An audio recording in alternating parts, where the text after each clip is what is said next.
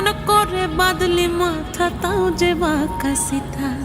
মেদিনীপুরে রায়না চিরন বাঁকুড়ার ওই ফিতা, আর যতন করে বাঁধলি মাথা তাও যে বাঁকা সিথা। পেছ পাড়ি